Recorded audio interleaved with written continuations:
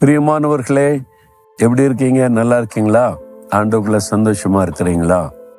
ஆண்டவர் கூட நடக்கும்போது நம்மளை சந்தோஷமா நடத்ததான் ஆண்டவர் விரும்புகிறார். ஏன்னா இயேசுவோடு நடக்கிறது ஒரு பெரிய பாக்கியம் தானே. வானத்தின் பூமி உண்டாக்கின ஆண்டவர் கையை பிடிச்சு நடத்தினா அவர் கூட நடக்கவங்களை அர்ப்பணித்து கொண்டா அழகா நடத்துவார்.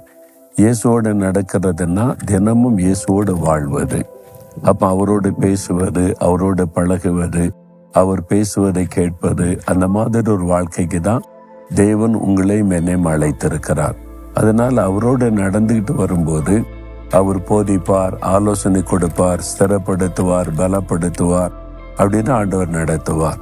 இன்னைக்கு கூட பாருங்களேன், ஏதோ ஒரு காரியத்துல நீங்க தளர்ந்து போன நிலைமையில இருக்கிறீங்க. ஆண்டவர் உங்களோடு பேசுகிறார். என்ன பேசுறார் தெரியுமா?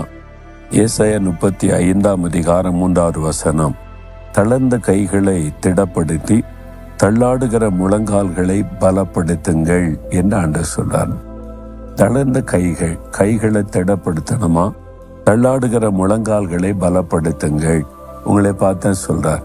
இது எதை குறிக்கிறதுனா, வேத புஸ்தகத்துல அதாவது ஆண்கள் தன்னுடைய கரங்களை உயர்த்தி ஆண்டவரை நோக்கி ஜெபிக்கிறதற்கு எப்பவும் ஆயத்தமா இருக்கணும்னு சொல்லப்பட்டிருக்கிறது. கைகளை உயர்த்தி ஜெபம் செய்வது, அதாவது தேவனை நோக்கி கைகளை ஏறெடுப்பது, அது ஜெபத்தை குறிக்கிறது.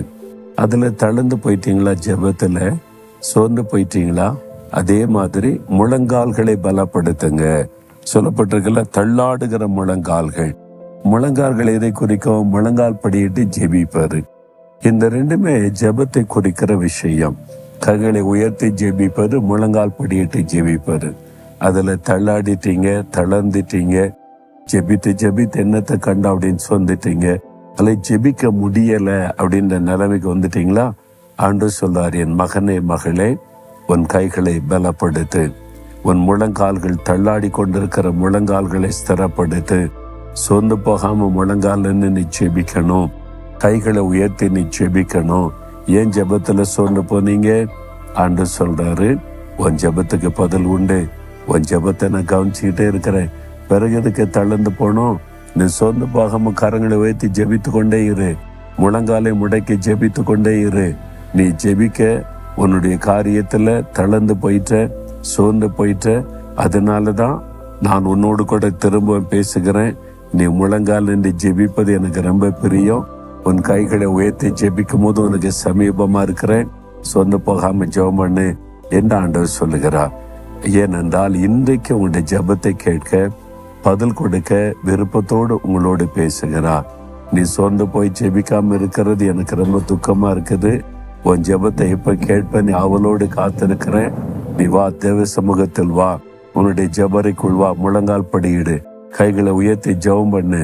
உன் ஜெபத்துக்கு நான் பதில் தருகிறது நீ காண்பாய் என்று ஆண்டவர் சொல்றார். பிறகு எதற்கு சொந்து போறீங்க?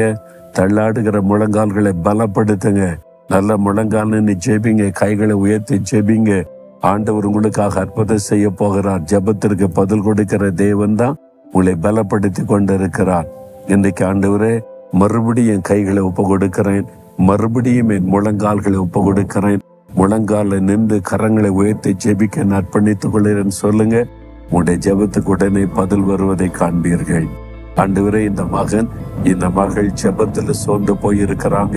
இன்றைக்கு அவருடைய கைகளை பலப்படுத்தும், ஸ்திரப்படுத்தி அவருடைய முழங்கால்களை வல்லமைப்படுத்தி முழங்காலில் நின்று கரங்களை உயர்த்தி ஜெபிக்க கிருபை தாரும்.